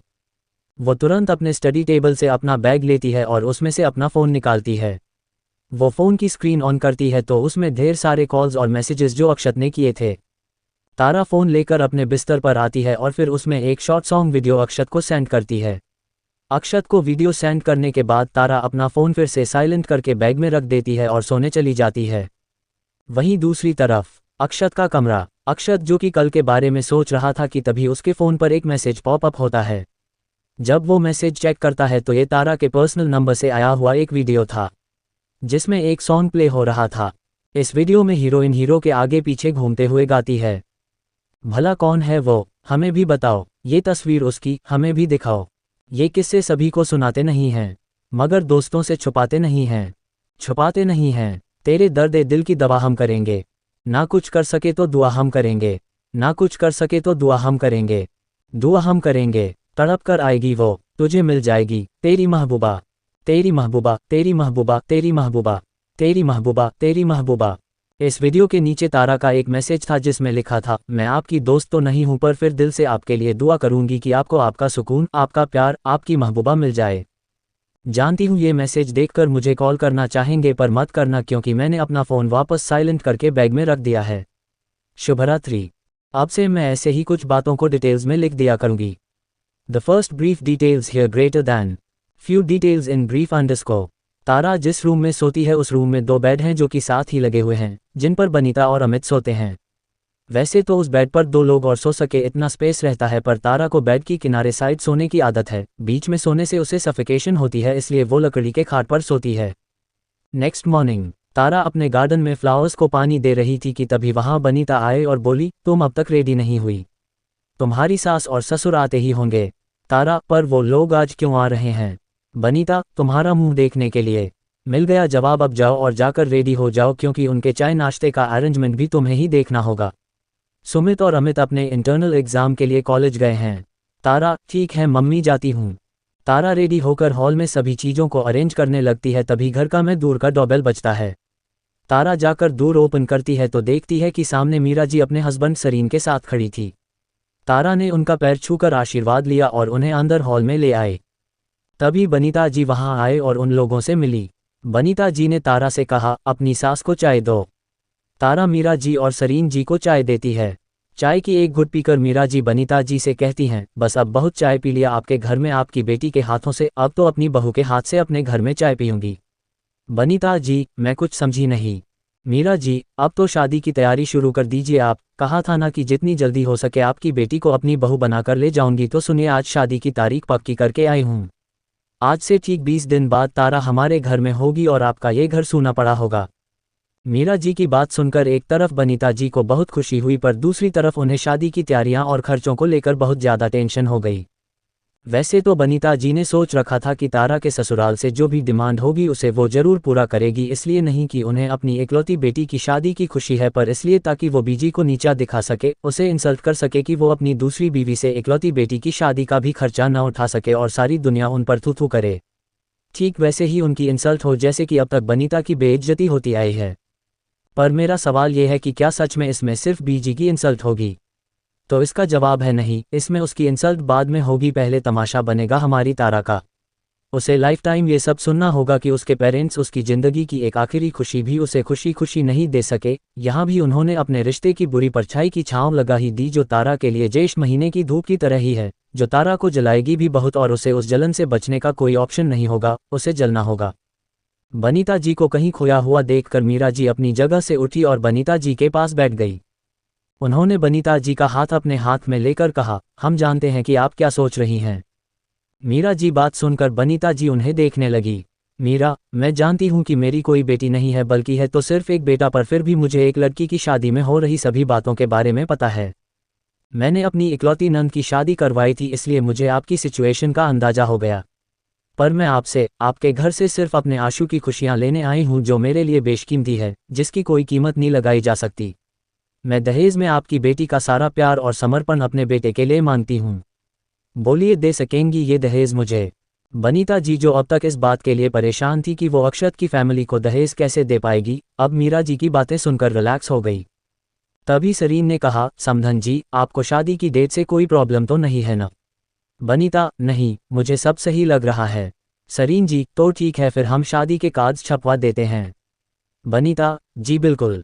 मीरा जी की नज़र तारा पर जाती है, जो खुद में ही खोई हुई थी। वो तारा के पास आए और उसे एक लाल चुनरी ओढ़ाते हुए बोली, अक्षत के बारे में इतना मत सोचो, वो अब तुम्हारा ही है। अगर सोचना है तो ये सोचो कि दुनिया की सबसे प्यारी दुल्हन कैसे बनोगी। तारा बस एक फीकी स्माइल उन्हें दे देती है। तभी बनीता जी उसे कहती है, तारा, अपने हाथों से अपनी सास और ससुर जी को मीठा खिलाकर उनके साथ अपने मीठे रिश्ते की शुरुआत करो। तारा मीरा जी और सरीन जी को स्वीट्स खिलाकर वहां से चली जाती है।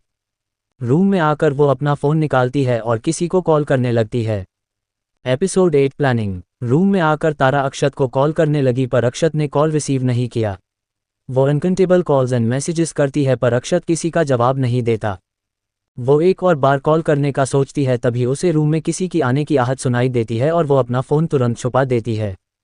बनीता तारा के पास आकर कहती है, तुम यहाँ क्या कर रही हो? वो लोग जा रहे हैं, तुम उन्हें सी ऑफ करके आओ। तारा मीरा और सरीन जी के पास चली जाती है। बाहर हॉल में तारा मीरा जी और सरीन जी के पैर छूकर कहती है, आंटी आप जा रहे हो? मीरा जी, हाँ बेटा, हमें तो जाना ही होगा, तभी तो तुम्हारे लिए बारात लेकर आएंगे। तारा मीरा जी की बात सुनकर मुस्कुरा देती है। सरीन जी तारा के हाथों में एक लिफाफा रखकर बोले, ये छोटा सा शगुन हमारी बहू के लिए, उम्मीद करते हैं कि ये शगुन अब हम अपनी बेटी को देंगे, जो हमारे बेटे की पत्नी और हमारी बहू बनकर हमारे घर आएगी। तारा से मिलने के बाद मीरा जी और सरीन जी चले जाते हैं। तारा दूर लॉक करके गार्डन में ही बैठ जाती है और अपने हाथ में पकड़े उस लिफाफे को देखने लगती है जो सरीन जी उसे देकर गए थे। तभी तारा के कानों में सरीन जी की बातें गूंजने लगी, उम्मीद करते हैं कि ये शगुन अब हम अपनी बेटी को देंगे, जो हमारे बेटे की पत्नी और हमारी बहू बनकर हमारे घर आएगी। तारा खुद से ही, क्या मैं ये सही कर रही हूँ? मुझे कोई हक नहीं है कि मैं इतने सारे लोगों के दिलों से खेलूं। वो भी किस लिए कि उन्होंने मुझसे कहा। क्या वो मेरे लिए इतने इम्पोर्टेंट हो गए हैं कि बिना सही और गलत को समझे मैं उनकी हाँ में हाँ कर रही हूँ। पर मैं कर भी क्या सकती हूँ। जब उनकी खुद की फैमिली उनकी नहीं सुन रही है तो मेरी क्या सुनेंगे। फिर मैं मम्मी की बात भी तो नहीं टाल सकती। अगर ऐसा किया तो। अपनी बात कहते हुए तारा एक पुरानी याद में खो जाती है अंडरस्को। जहां तारा ने अपनी मम्मी की बात नहीं मानी थी तब बनीता जी ने उसे अपनी चप्पल और पैरों से मारा था। तारा, नहीं, मैं मम्मी की कोई बात नहीं टाल सकती, मुझे ये शादी करनी ही होगी। एक आखिरी मैसेज कर दूंगी उनको कि मुझसे कोई उम्मीद न रखें कि मैं यह शादी तुड़वाने में उनकी कोई मदद करूंगी। हाँ, यही सही रहेगा। पता नहीं कैसे निभाऊंगी मैं यह शादी। प्लीज़ माँ दुर्गा मेरी हेल्प करना ताकि मैं बिना किसी का दिल दुखाए उन्हें खुश रख सकूं। इधर अक्षत के ऑफिस में अक्षत जेनी के साथ किसी बिजनेस प्रपोजल पर बात कर रहा होता है, तभी उसके फ़ोन पर अनगिनत कॉल्स और मैसेजेस आने लगते हैं जिसकी वजह से अक्षत डिस्टर्ब होने लगता है। अक्षत बिना अपना फ़ोन देखे अपना फ़ोन म्यूट करके रख देता है और वापस से जेनी की बातों पर फोकस करने लगता है। जेनी, बॉस, ये रोहन सिप्पी आपके साथ मीटिंग के लिए बोल रहे हैं। अक्षत, ओके तो डेट फिक्स करके मुझे बता दो। जेनी, बॉस कब की डेट दे दूं? अक्षत, इधर तो मैं फ्री ही हूं, इसी वीक में दे दो। जेनी, पर बिग बॉस ने तो कहा है कि आपकी शादी होने तक मैं आपकी सारी मीटिंग्स पोस्टपोन कर दूं। अक्षत अपनी आंखें छोटी करके जेनी को घूरते हुए पूछता है, और क्या बोला है तुम्हारे बिग बॉस ने? जेनी, बिग बॉस ने कहा कि आपकी शादी के बाद ही सारी मीटिंग्स होगी और मैं आपको ऑफिस के किसी भी काम से फ्री रखूं ताकि आप अपनी शादी एंजॉय कर सको। एंड लास्ट वन, मैं खुद को और पूरी ऑफिस को आपके मैरिज रिसेप्शन पर इनवाइट कर दूं। जेनी एक सांस में बिना किसी भाव के ये सब कह गई। अक्षत, जब कोई काम नहीं है तो मैं ऑफिस क्यों आया हूँ? मैं जा रहा हूँ। Jenny, okay sir. अक्षत अपने ऑफिस से बाहर आकर किसी को कॉल करके कहता है, वेयर आर यू? सामने से कॉल पर किसी ने बोला, I am coming today in the city. Akshat, when? सामने से, within 20 minutes. Akshat, okay meet me at the legend cafe. सामने से, okay. After 30 minute underscore at legend cafe. Akshat के सामने एक उसी की एज का लड़का बैठा होता है जिसे अक्षत जान से मारने वाली नज़र से घूर रहा था। वो लड़का, भाई प्लीज़ अब तो अपने ये रिएक्शंस देना बंद कर दो, आपकी शादी होने वाली है और अगर भाभी ने आपको ऐसे देख लिया तो आपसे डर जाएगी। अक्षत, भाई सीरियसली तू मुझे भाई बोल रहा है? नीर मेरे मना करने के बावजूद। तू सिर्फ 6 महीने छोटा है मुझसे and that's why I don't like कि तू मुझे भाई बोले। जी हाँ, तो ये हैं नीर शर्मा, पेशे से डॉक्टर हैं। फैमिली में माँ निर्मला और पापा नीरज के अलावा ये खुद हैं। इनका घर अक्षत के घर के जस्ट बगल ही हैं। अक्षत का जन्म होने के जस्ट 6 मंथ बाद ही इनका जन्म हुआ था। वैसे तो अक्षत को फ्रेंड्स बनाना बिल्कुल भी पसंद नहीं था क्या अब भी पसंद नहीं है, पर नीर जिद में आ गया और अक्षत से फ्रेंडशिप करने लगा। नीर के खुद की तरफ इमोशंस को देखकर अक्षत ने उसे अपनी जिंदगी में जगह दे दी। अक्षत नीर को अपना भाई हूँ मानता है, पर नीर के लिए अक्षत एक बड़ा भाई, फ्रेंड, वेलविशर, गाइडर सब कुछ है। अक्षत की जिंदगी में उसके दादा दादी के बाद नीर ही एक ऐसा इंसान है जिसकी बात अक्षत समझने की कोशिश करता है पर करता तो वो अपने दिल की है। उस रात जिसने अक्षत के फ़ोन पर तारा की फ़ोटो सेंड की थी वो नीर ही था। जब मीरा जी ने अक्षत को तारा की फ़ोटो हाथ में दी तो अक्षत ने वो ले तो लिया था पर देखा नहीं था। पर जब नीर ने तारा की फ़ोटो उसे भेजी और बहुत रिक्वेस्ट की तब जाकर अक्षत ने फ़ोटो देखी थी। चलिए अब आते हैं स्टोरी पर। नीर, ये आप क्या बोल रहे हो भाई? अब आपकी शादी होने वाली है और आपकी वाइफ को मैं भाभी बोलूँगा। एंड जब वो मेरे मुंह से आपका नाम सुनेंगी तो मुझसे पूछेंगी कि मैं उन्हें तो भाभी कहता हूँ पर आपको भाई नहीं, तो मैं क्या जवाब दूंगा? अक्षत, बड़ी लंबी प्लानिंग कर ली है तूने। नीर, लंबी प्लानिंग? हाँ ये तो है, और वैसे भी मैंने आपसे पहले ही कहा था कि जब भी आपकी शादी होगी मैं आपको भाई और आपकी वाइफ को भाभी बोलूँगा। अक्षत, तेरी प्लानिंग की वजह से मैं आज बुरी तरह से फंस चुका हूँ कि मुझे अब इससे बाहर आने का कोई रास्ता नहीं मिल रहा है। नीर ने मासूम सी शक्ल बनाते हुए कहा, क्या प्रॉब्लम भाई? मेरे भाई को मेरी वजह से प्रॉब्लम हो ही नहीं सकती, पर फिर भी आपने मुझ पर इल्ज़ाम लगाया है तो उसे साबित भी करो। अक्षत नीर का ड्रामा देखते हुए बोला, तेरी प्लानिंग याद है तुझे जो तूने मुझसे परसों शेयर की थी? अक्षत की बात सुनकर नीर नजरें चुराते हुए पूछता है, कौन सी प्लानिंग भाई? अक्षत, तू सच में नहीं जानता कि मैं किस प्लानिंग की बात कर रहा हूँ? एपिसोड 9, अक्षत और नीर की बातें। फ्लैशबैक। यह उस रात की बात है जब अक्षत ने तारा से मिलने के लिए फ़ोन पर बात की थी। शाम को जब अक्षत ऑफिस से घर आया तो उसने देखा कि लिविंग एरिया में ही मीरा जी, सरीन जी, दादा और दादी बैठे हुए थे। अक्षत को घर आया हुआ देखकर मीरा जी ने कहा, आशु तू आ गया, आ बैठ। अक्षत एक नज़र मीरा जी को देखकर दादी के पास बैठ गया। दादी ने अक्षत के चेहरे को अपने हाथों में भरकर उसके माथे को चूमते हुए बोली, मेरा पोता कितना थक जाता है। पर अब तू टेंशन न ले, हमने तेरे लिए कोई ऐसी ढूंढ ली है जो अब तेरा अच्छे से ख्याल रखेगी, तुझे प्यार करेगी और जो सिर्फ तेरी रहेगी।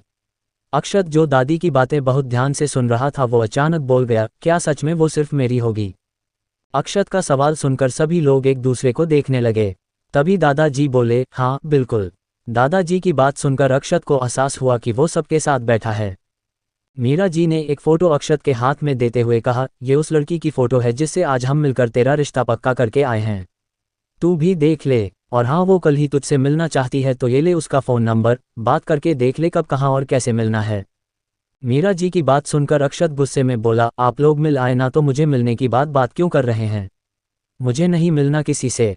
अपनी बात कहकर अक्षत वहां से जाने लगा तो मीरा जी बोली, तू कल उससे मिल रहा है बस, अगर तू नहीं भी मिला तो भी हम तेरी शादी इसी लड़की से इसी महीने करवा कर रहेंगे और तुझे करनी होगी। तू अपनी बात से पीछे नहीं हट सकता।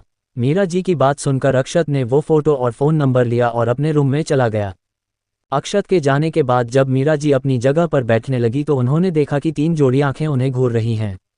दादा, दादी और सरीन जी की नज़रें खुद पर महसूस कर मीरा जी जबरदस्ती हंसते हुए बोली, ठीक है, मानती हूँ कि मिलने वाली बात पर झूठ बोला मैंने, पर मुझे ये करना पड़ा। आप लोगों ने देखा ना कि आशु कैसे अपनी बात से पीछे हट रहा था। सरीन जी, वो तो ठीक है, पर अगर अक्षत ने तारा से बात करके ये पूछा कि क्या वो मिलना चाहती है और तारा ने सच कह दिया तो? दादी, हाँ बहू, ये तो बहुत ज़्यादा बड़ी प्रॉब्लम है। मीरा जी, आप लोगों ने मुझे इतना अनाड़ी समझ रखा है क्या? मैंने उसका भी सल्यूशन ढूंढ लिया है। अक्षत के कमरे में अक्षत तारा को कॉल करने के बारे में काफ़ी देर तक सोचता है, फिर अपने आप को मनाकर वो तारा को कॉल करता है। और यहाँ क्या होता है ये तो आपने सुना ही है, इसलिए मैं अब तारा के कॉल कट होने के बाद से बताती हूँ। जब अक्षत के नंबर पर किसी का मैसेज आया था, अक्षत को नीर का ही मैसेज आया था जिसने तारा की फ़ोटो उसे सेंड की थी। नीर का मैसेज आया देखकर अक्षत उस फोटो को डाउनलोड कर लेता है और उसकी नज़र तारा की पिक पर जाती है। अक्षत उस फोटो को ध्यान से देखने के बाद नीर को कॉल करता है। उधर से नीर बोला, भाई फ़ोटो कैसी लगी? अक्षत, किसकी फ़ोटो भेजा है तूने? नीर, भाई मुझे पता ही था कि आपने अब तक भाभी की फ़ोटो नहीं देखी होगी, तभी तो आंटी ने ये फ़ोटो मुझे देकर आपको दिखाने को कहा।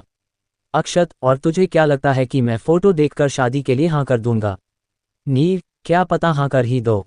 अक्षत, तू जानता है न कि मैं क्यों शादी नहीं करना चाहता, फिर तू क्यों कर रहा है ये सब? नीर, भाई मेरी बात सुनो, आई हैव अ प्लान। अक्षत नीर की बातें सुनने लगता है। नीर, देखो भाई, आपने शादी के लिए हाँ इसलिए कहा ना ताकि घरवाले आपको फोर्स करना छोड़ दे, तो ये भी कुछ वैसा ही है। आप जाकर भाभी से मिल लो, क्या पता उनसे मिलकर आपको शादी न करने का बहाना ही मिल जाए। अक्षत, और वो कैसे होगा? नीर सोचते हुए बोला, हाँ, क्या पता भाभी आपको पसंद ना आए, या फिर उनकी लाइफ में कोई पहले से ही हो, क्या पता वही आपको रिजेक्ट कर दे, कुछ भी हो सकता है। बस आप भाभी से मिलने के लिए रेडी हो जाओ। अक्षत, बाकी सब तो फिर भी ठीक है, पर तू अभी से उस लड़की को भाभी क्यों कह रहा है? नीर, भाभी न कहूँ तो क्या कहूँ, मुझे तो उनका नाम भी नहीं पता। क्या आपको उनका नाम पता है? अक्षत, मुझे नहीं पता। नीर, ठीक है भाई, आप कल भाभी से मिल लो, फिर हम देखेंगे कि क्या कर सकते हैं। अक्षत, हम ठीक है। Flashback and present time, legend cafe. अपनी प्लानिंग याद आते ही नीर ने कहा, पर भाई हुआ क्या? कुछ हुआ है क्या जो आप इतने परेशान हो? आपने भाभी से मिलने के बाद से मुझसे बात ही नहीं की। इनफैक्ट कल मैंने आपको कितने कॉल्स और मैसेजेस किए, आपने किसी का भी जवाब नहीं दिया। अक्षत, क्या हुआ? वही तो मैं बता रहा हूँ कि कुछ भी नहीं हुआ। न उसकी ज़िंदगी में कोई है, न उसने मुझे रिजेक्ट किया, और वो मुझे पसंद भी आ गई है। नीर, फिर क्या प्रॉब्लम है? ये तो अच्छी बात है कि वो आपसे पहले भी आपकी ही है जो कि आपको पसंद भी आ गई है। अक्षत, नीर ये तू क्या कह रहा है? तू जानता है कि मैं क्यों? नीर, जानता हूँ भाई, सब जानता हूँ, और इसलिए आज आपको एक बहुत अच्छी सलाह देने आया हूँ। बचपन में दादाजी की बात को सुनकर आपने एक बात अपने मन में बिठा ली कि कोई होगी जो सिर्फ आपसे प्यार करेगी, जो सिर्फ आपके लिए इस दुनिया में आई होगी, जो सिर्फ और सिर्फ आपकी होगी। नीर की बात सुनकर अक्षत को अपने दादा की बात याद आ गई। क्या बातें कही थी दादाजी ने? एपिसोड 10, दादाजी की सलाह। फ्लैशबैक। अक्षत जब 10 साल का था तभी से वो अलग रूम में सोने लगा था। ये बात उस दिन की है जब घर में शिवरात्रि पर्व मनाया जा रहा था। दादा दादी, मीरा, सरीन सभी जोड़े में पूजा कर रहे थे। तभी बाहर से अक्षत खेलते हुए आया और मीरा जी के पास बैठने लगा। मीरा जी व्रत में थी, ऐसे में 10 साल के बच्चे को गोद में बैठा पाना उनके लिए आसान नहीं होता। इसलिए सरीन जी ने अक्षत को मीरा जी से अलग बैठने को कहा, पर अक्षत जिद में आकर उनकी गोद में बैठने लगा। ये देखकर सरीन जी ने अक्षत को बहुत जोर से डांट दिया। अक्षत को डांट खाता देखकर मीरा जी उसे अपनी गोद में बिठाने लगी, जिसे देखकर सरीन जी ने मीरा जी को भी स्ट्रिक्ट वॉइस में डांट दिया। अक्षत उदास होकर छत पर चला गया। जब पूजा कंप्लीट हो गई तो दादाजी अक्षत के पास आए और उसे प्रसाद देते हुए बोले, डैड से नाराज हो गए। अक्षत, मैं क्यों नाराज होऊंगा? उनके पास उनकी पार्टनर है जिसके लिए उन्होंने मुझे डांटा, और मॉम भी डैड का ही साथ देती है। मैं तो अकेला हूं ना, इसलिए सब मेरा फ़ायदा उठाते हैं, मुझे डांट देते हैं, मुझे हट कर देते हैं। दादाजी, किसने कहा कि तुम अकेले हो? मैं तुम्हारे साथ हूँ। अक्षत, नहीं, आप भी दादी के पार्टनर हो, आप मेरे पार्टनर नहीं हो। दादाजी, मम, बात तो सही है, पर क्या तुम्हें पता है जिसका कोई नहीं होता उसके शिव होते हैं। अक्षत, पर अब तो आज शिव जी की भी शादी हो गई है, पार्वती जी के साथ, तो वो मेरे साथ मेरे पार्टनर नहीं हो सकते ना। दादाजी, अरे हाँ, मैं तो ये भूल ही गया था। चलो मैं तुम्हें एक सीक्रेट बताता हूँ जिससे तुम कभी भी अकेले नहीं रहोगे। दादाजी अक्षत को एक चेयर पर बिठाकर खुद उसके सामने बैठ जाते हैं और कहते हैं, तुम्हें पता है पार्वती जी ने शिव जी से शादी करने के लिए कितने साल तक तपस्या की थी? अक्षत ना में सिर हिलाते हुए बोला, नहीं पता दादाजी, 14,000 साल तक, और तब जाकर उन्हें शिव जी का साथ मिला, उनसे शादी हुई, उनका प्यार मिला और शिव जी उनके पार्टनर बन गए। अक्षत, दादाजी ये तपस्या क्या होती है? दादाजी, इंतजार करना, किसी खास को पाने के लिए तुम्हें भी इंतजार करना होगा। अक्षत, पर दादाजी क्या मुझे भी 14,000 तक इंतजार करना होगा? दादाजी, नहीं, तुम्हें तो सिर्फ 14 साल इंतजार करना होगा, फिर तुम्हें भी तुम्हारे डैड और मेरी तरह एक पार्टनर मिल जाएगी, जो सिर्फ तुम्हारी होगी, जो सिर्फ तुमसे प्यार करेगी और जो इस दुनिया में सिर्फ तुम्हारे लिए ही आएगी। अक्षत खुशी से उछलकर बोला, ठीक है दादाजी, मैं 14 साल इंतजार करूंगा, फिर देखना आप, मैं भी अपनी पार्टनर किसी से शेयर नहीं करूंगा, उसे हमेशा अपने पास रखूंगा और बहुत सारा प्यार और केयर करूंगा। अक्षत आज जो बातें अपने बचपने में कह रहा है वही बातें वो जवानी की दहलीज पर भी पूरा करता है। अक्षत खुशी से उछल रहा था, तभी दादाजी बोले, पर तुम्हें इंतजार करते रहने के साथ ही साथ एक और काम करना होगा। अक्षत, क्या करना होगा दादाजी? मैं अपनी पार्टनर को पाने के लिए कुछ भी करूंगा। दादाजी, मैं तुम्हें ज़्यादा तो नहीं बता सकता, पर हाँ, फिलहाल सिर्फ इतना कह सकता हूँ कि तुम्हें उसके लिए लॉयल रहना होगा। बोलो, रह पाओगे ना? अक्षत, दादाजी आप तो जानते हैं ना कि मैं अपनी किसी भी बात से कभी भी नहीं मुकरता, तो आज भी मैं ये कहता हूँ कि मैं हमेशा अपनी पार्टनर के बाद लॉयल रहूंगा, तो मतलब लॉयल रहूंगा। दादाजी, शाबाश मेरे बेटे। दादाजी अक्षत को अपने साथ नीचे लेकर आते हैं। डाइनिंग टेबल पर अपनी चेयर पर बैठकर अक्षत खुशी से अपना खाना खा रहा था। अक्षत को खुश देखकर मीरा जी के कलेजे में अब ठंडक पड़ी।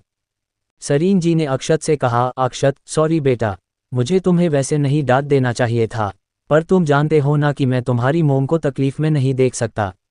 अक्षत ने बहुत ही ज़्यादा एक्साइटमेंट और खुशी में बोला, कोई बात नहीं डैड, आप ऐसे ही मोम की केयर करो, मुझे तो आपसे ही सीखना है कि अपने पार्टनर का ख्याल कैसे रखना है।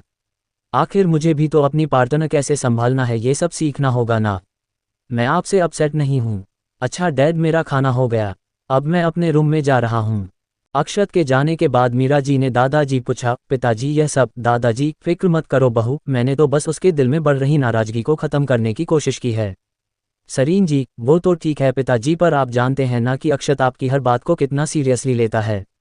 उम्मीद करता हूं कि आपने कुछ ऐसी सलाह नहीं दी होगी जो उसे हम लोगों से दूर कर दे। दादाजी उस बात को सुनकर अक्षत अपनी लाइफ के 14 साल बीतने का वेट करने लगा ताकि उसे जल्दी से उसकी पार्टनर मिल जाए। इन 14 सालों में ऐसे बहुत से लोग उसकी ज़िंदगी में आए जो उसे अपना बनाना चाहते थे, पर अक्षत को उनमें से किसी में भी अपनी पार्टनर नहीं महसूस हुई। वो लोगों से दूरियां बढ़ाने लगा ताकि कोई भी उसे उसकी पार्टनर से दूर ना कर सकें। यहाँ तक कि अक्षत ने किसी से फ्रेंडशिप तक नहीं की, और तो और अगर कोई उसके पास आने की कोशिश भी करता तो अक्षत उसे खुद से दूर कर देता। अक्षत सबसे ज़्यादा गर्ल्स से डिस्टेंस मेंटेन करता था, चाहे उसके सामने कितनी ही सुंदर लड़की क्यों ना आ जाए, अक्षत उसे नज़र उठाकर तक नहीं देखता था। वो नीर ही इकलौता ऐसा इंसान था जिसने अक्षत की जिंदगी में जगह बनाई। Flashback and. नीर ने अक्षत को खोया हुआ देखकर बोला, भाई कहाँ खो गए? अक्षत, नीर, चाहे दादाजी ने वो बातें किसी भी सेंस में कही हो, मुझे मेरा सुकून, मेरा प्यार और मेरी पार्टनर ही मेरी वाइफ के रूप में चाहिए। नीर, ठीक है, तो फिर भाभी में क्या प्रॉब्लम है? आपको पसंद भी है, फिर आप उनके साथ अपनी ये सारी उम्मीदें क्यों नहीं जोड़ लेते? अक्षत, नीर, शादी कोई ऑप्शन नहीं है मेरे लिए, और मैं तारा की जिंदगी इस बहाव पर दांव पर नहीं लगा सकता कि शायद वो मेरी पार्टनर होगी। अक्षत के मुंह से तारा सुनकर नीर मुस्कुराते हुए बोला, भाई आप खुद को ही बेवकूफ़ बना रहे हैं। अक्षत, ये क्या बोल रहा है तू? नीर, चलिए आपकी प्रॉब्लम को अभी सॉल्व करते हैं।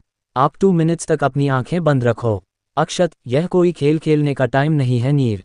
नीर, भाई आप आंखें तो बंद करो। अक्षत पहले तो नहीं मानता पर नीर की जिद के आगे वो हारकर उसकी बात मान लेता है। अक्षत 2 मिनट्स तक अपनी आंखें बंद करके फिर अपनी आंखें खोलता है।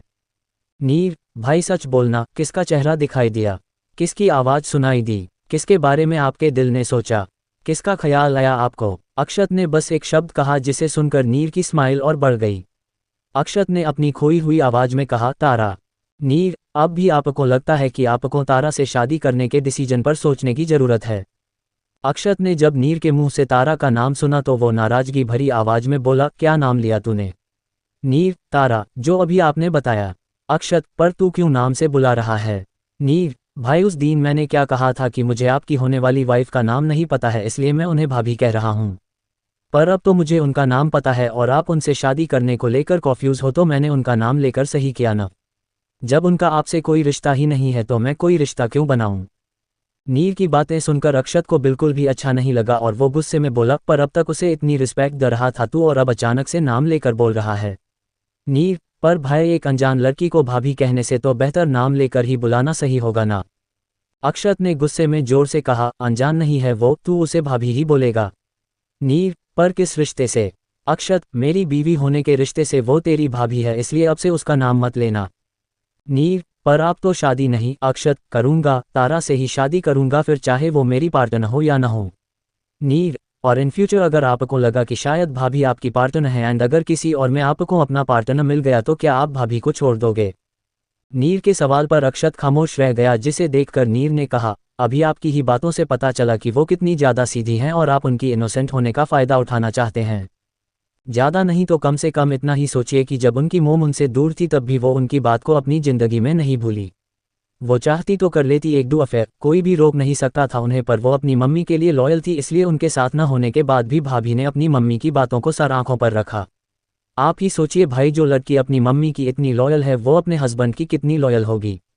नीर ने अक्षत के कंधे पर हाथ रखकर कहा, सबसे बड़ी बात कि आप उनकी ज़िंदगी के पहले मर्द हो। अगर आप चाहो तो भाभी को ही अपनी पार्टनर बना सकते हो, उनमें आपको आपकी पार्टनर ज़रूर मिल जाएगी। भाभी आपके लिए एक बेस्ट चॉइस है जिसे मीरा आंटी ने आपके लिए पसंद किया है, जो हमेशा आपको बेस्ट ही देती आई है। अपनी बात कहकर नीर अपने हॉस्पिटल के लिए चला जाता है क्योंकि उसे एक इमरजेंसी कैसे देखना था, पर जाने से पहले उसने अक्षत को अपनी बातों में उलझा कर रख दिया। क्या डिसीजन लेगा अक्षत? ऐसे ही रोमांचक और इंटरेस्टिंग स्टोरी सुनने के लिए जुड़े रहे मेरे चैनल आरके नॉवल पॉडकास्ट के साथ।